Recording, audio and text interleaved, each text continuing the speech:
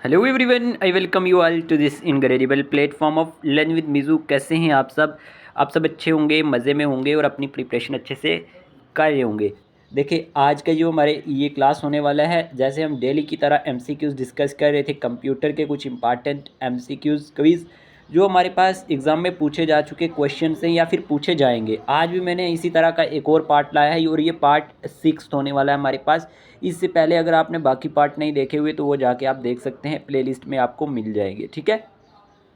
और अगर आप सेपरेटली किसी कंप्यूटर के टॉपिक पे एमसीक्यूज़ देखना चाहते हैं तो वो भी प्लेलिस्ट अलग से पड़ी होगी, वो भी आप जाके देख सकते हैं, ठीक है।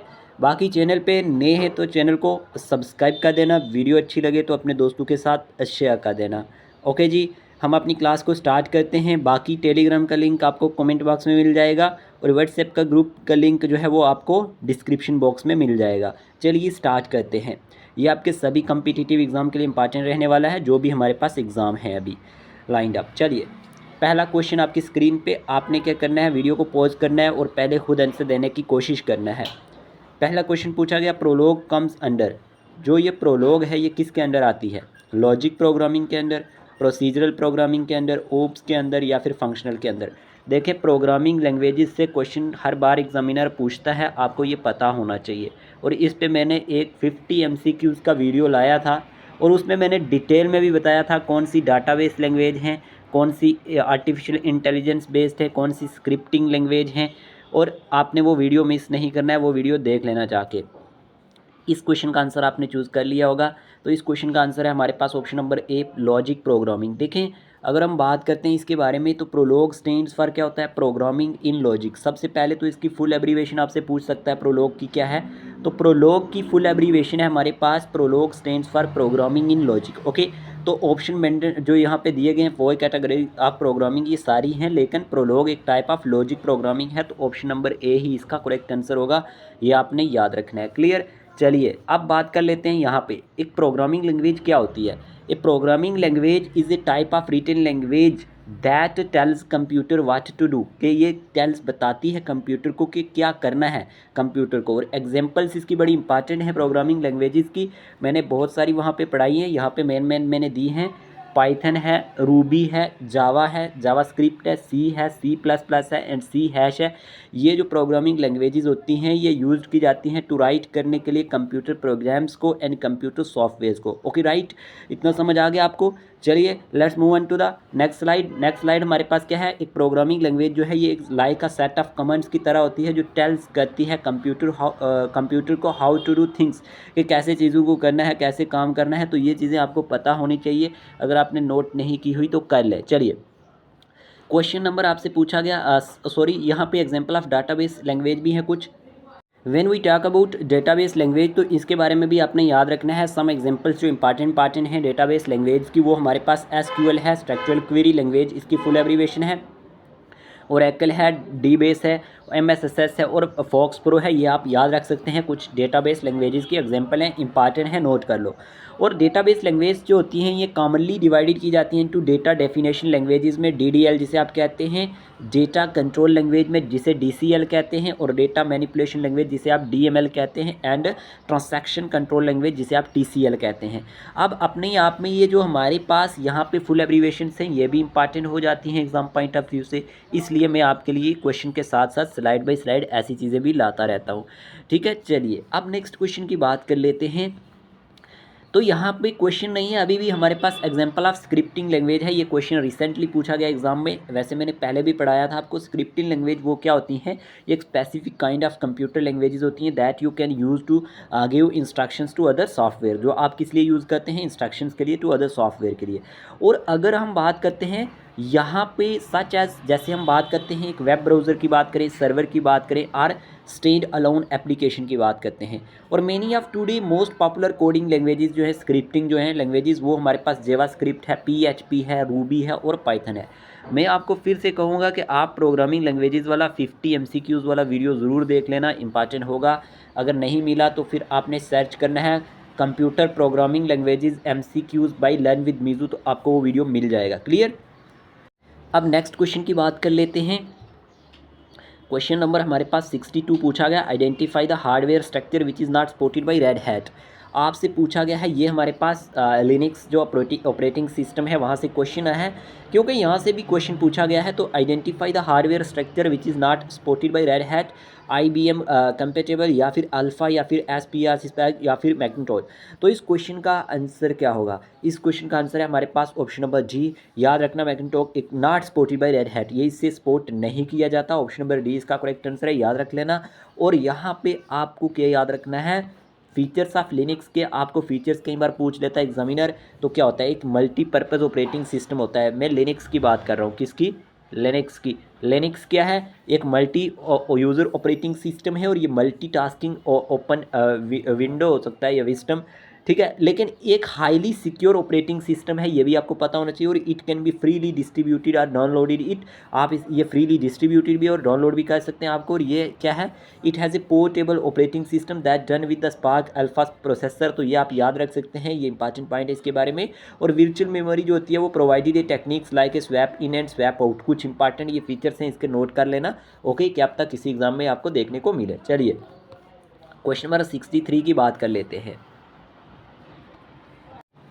क्वेश्चन नंबर 63 आपसे टाइप्स ऑफ कंप्यूटर से क्वेश्चन पूछा गया है। एक computer that operates on digital data, ये कौन सा कंप्यूटर हो सकता है? रिमोट हो सकता है, हाइब्रिड हो सकता है, एनालॉग हो सकता है, डिजिटल हो सकता है। तो प्यारे दोस्तों, इस क्वेश्चन का आंसर है option number D, digital. The digital computer uses binary number system in which there are only 2 digits होते हैं हमारे पास 0 एंड 1, ये आपको पता होना चाहिए। और each one is called a bit के नाम से ये कहलाता है। तो हमारे पास एक computer that operates on digital data, वो हमारे पास डिजिटल कंप्यूटर होता है, ठीक है, क्लियर। चलिए क्वेश्चन नंबर आगे बात करते हैं हम। यहाँ पे classification of computer by size की बात करें तो कौन कौन से होते हैं हमारे पास? देखें, मैंने ये वीडियो भी आपको पढ़ाया हुआ है, अच्छे से देख लेना इसको भी जाके। लेकिन classification of computer by size होता है, सुपर कंप्यूटर होता है।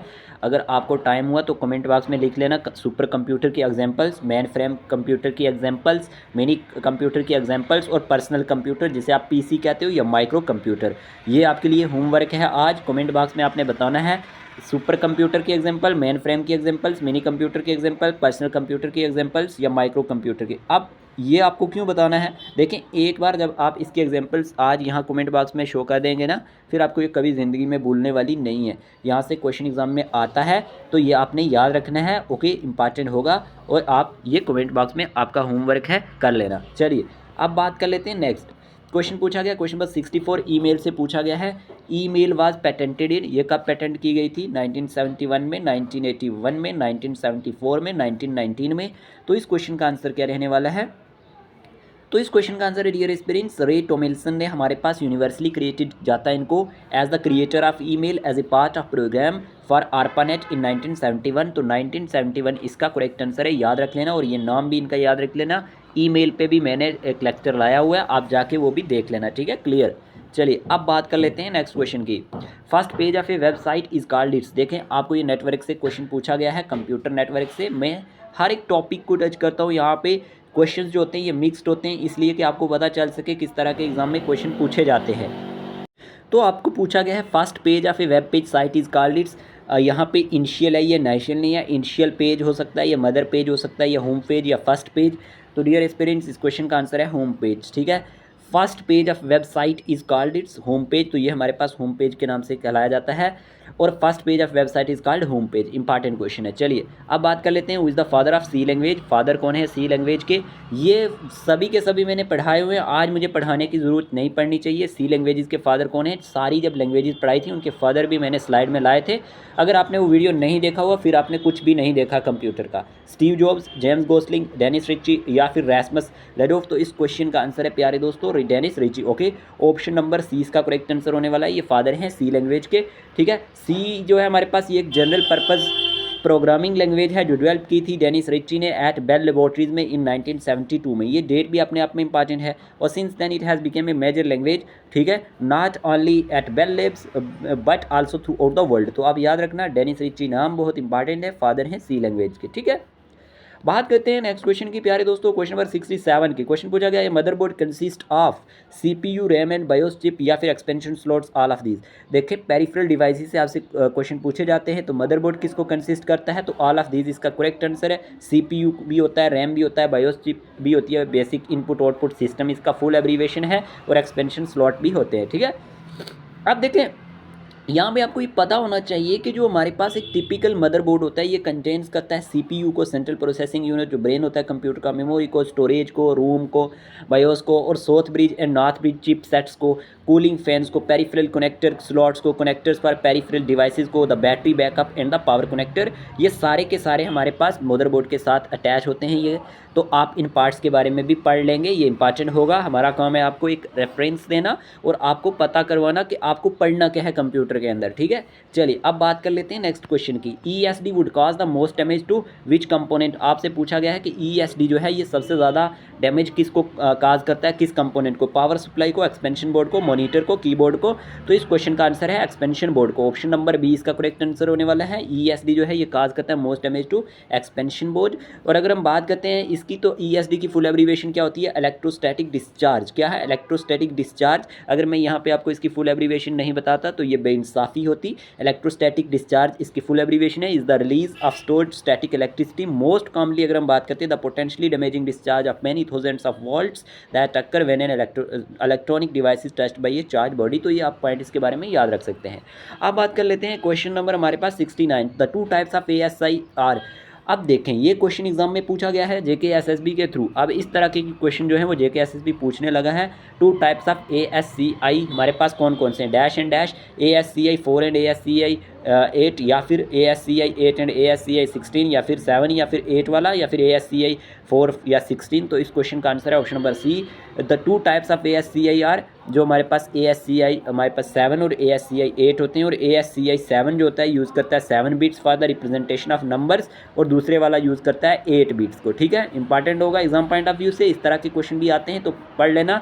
अभी रिसेंटली एक कोड भी पूछे गए थे इसके, तो कोड वैसे आप पूरे याद नहीं कर पाओगे, लेकिन फर्स्ट 5 तक आप याद रख लेना। ASCI कोड जो होते हैं वो भी पूछा गया है क्वेश्चन। अब मेरा काम था आपको बताना, आपका काम है इस काम को पूरा करना। चलिए question number 70, what are the two types of RAM, दो तरह की रैम कौन सी, sorry properties of two RAM पूछा है, volatile temporary, non volatile temporary, volatile permanent, या फिर non volatile permanent. Simple way में आपसे क्वेश्चन पूछा गया है, टू प्रॉपर्टीज ऑफ रैम बताना था आपको, volatile temporary, non volatile temporary, volatile permanent, non volatile permanent. ये क्वेश्चन एग्जाम में आता है, तो इस क्वेश्चन का आंसर है वोलाटाइल टेम्पोरेरी। ओके, अगर हम बात करते हैं रैम की, रैंडम एक्सेस मेमोरी की, ये एक हाई स्पीड वोलाटाइल मेमोरी होती है जो यूज़ की जाती है स्टोर करने के लिए, प्रोसेस करने के लिए टेम्पोरेरी डेटा को। और रूम की बात करें रीड ऑनली मेमोरी की, तो on the other hand is non volatile memory होती है, और ये use to storing lasting data like firmware. और रैम इज़ मोर फ्लेक्सिबल होती है बट इट कास्ट मोर, और while ROM is more stable होती है एंड सिक्योर होती है but it does not have as much as freedom. तो ये पॉइंट इस स्लाइड में जो है ना, ये आप याद रख लेना, इससे एक क्वेश्चन एग्जाम में कई बार मैंने देखा है बनता हुआ।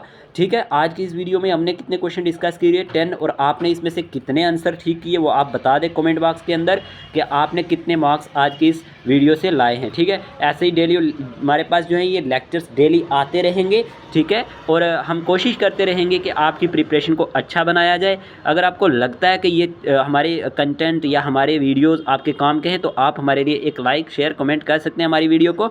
ओके, आज की वीडियो के लिए इतने रखते हैं। अपनी पढ़ाई के साथ साथ अपनी हेल्थ का ध्यान रखें, अपने घर वालों का ध्यान रखें, अपने आसपास वाले लोगों का भी ध्यान रखें। Take care of yourself.